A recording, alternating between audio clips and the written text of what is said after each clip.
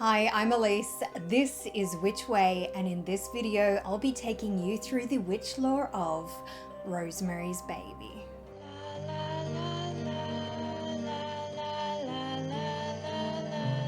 Rosemary's Baby started with the 1967 novel of the same name by Ira Levin, which was faithfully adapted to the screen the following year.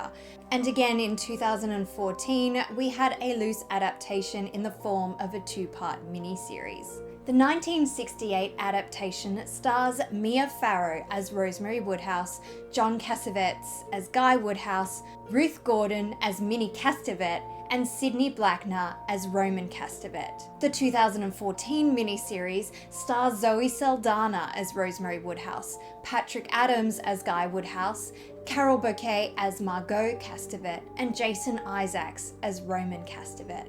The story goes that Rosemary and Guy Woodhouse move into a new apartment and are befriended by their neighbours, the Castevets. The young couple decide to start a family. On baby night, Rosemary passes out and is accosted by strange and vivid dreams. On awakening, she discovers strange marks on her body. Guy brushes this off, and soon after she discovers she is pregnant. And though the baby seems healthy, Rosemary is in constant pain, has odd cravings, and is prescribed a herbal drink made by Mrs. Castevet. Mr. Castevet's past is discovered when Rosemary is presented with a book and she starts to suspect witches may be after her unborn child. This is not taken seriously by those around her, just the hysterics of a pregnant woman. What will happen to Rosemary's baby? One of the herbs in Rosemary's drink and in a good luck talisman gifted to her by the Castevets is Tannis Root. This fictional herb has been referenced in several films and series as a nod to this cult classic, as has the book that Rosemary discovers titled All of Them Witches. This name could come from an essay by Edgar Allan Poe on his short story The Black Cat. When referring to black cats, he states, all of them witches. In the miniseries, there is indeed a black cat. In Ira Levin's novel, the book names several supposed witches. Giles de Rais, who was executed in 1440 as a child murderer, rumoured to have done these murders for occult purposes. Jane Wenham, who was accused of witchcraft in 1712, commonly though incorrectly regarded as the last witch trial in England. Aleister Crowley, an occultist and ceremonial magician who founded the religion of Thelema.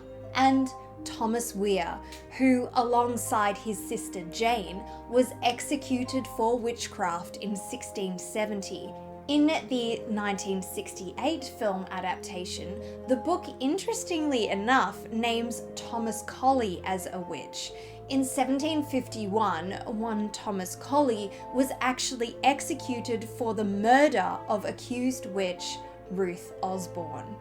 The image we see next to this name is actually the astrologer William Lilly. The text we see throughout this version of the book is lifted from Gillian Tyndale's A Handbook of Witches. This last bit of information I found in a blog which has an entire transcript of the contents of this version of All of Them Witches. I'll be sure to link it below so you can go and have a look yourself. It includes an in-depth analysis of what is in this book. Also in the 1968 adaptation, we get two bonus witchcraft books. One is entitled Witchcraft, a book of ceremonial magic. And on the cover of this, we have an image from Alpheus Levi's Transcendental Magic, and its contents are actually made up of Arthur E. Waite's ceremonial magic. And I'm pretty sure the second book is The Magical Arts, a short history by Cotty Burland. Finally, the 2014 version of All of Them Witches seems to be made up of texts from God of the Witches by Margaret Murray, who wrote extensively about the witch cult theory that witch trials were held to try and eradicate these witch cults. Also in this version, we can see some text on cord magic from Raymond Buckland's complete book of witchcraft.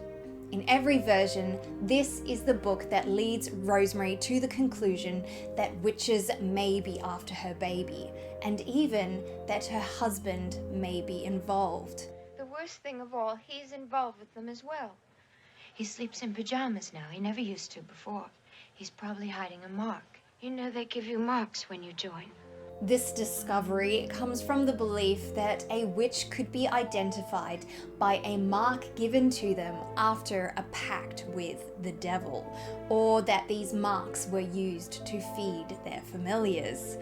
Rosemary specifically suspects Roman Castevet to be a witch after discovering his father may have been one. Jason Isaacs portrays Roman Castevet in the 2014 adaptation, and of course we know him to have portrayed a witch before as Lucius Malfoy in the Harry Potter films. If you haven't already, you can go and check out my witch lore of Harry Potter.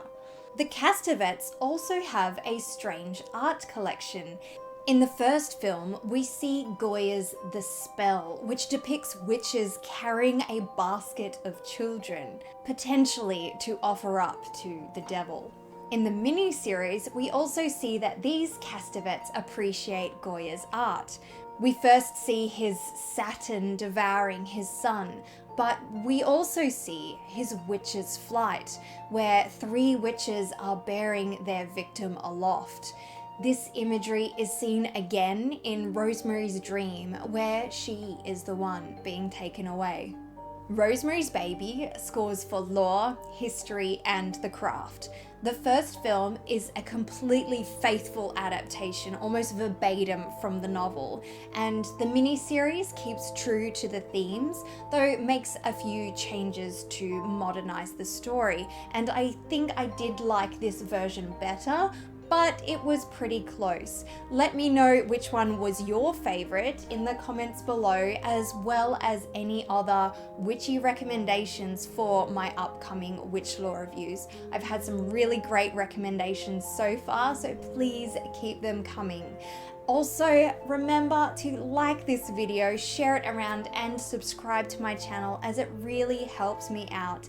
And thank you very much for watching here on Witch Way.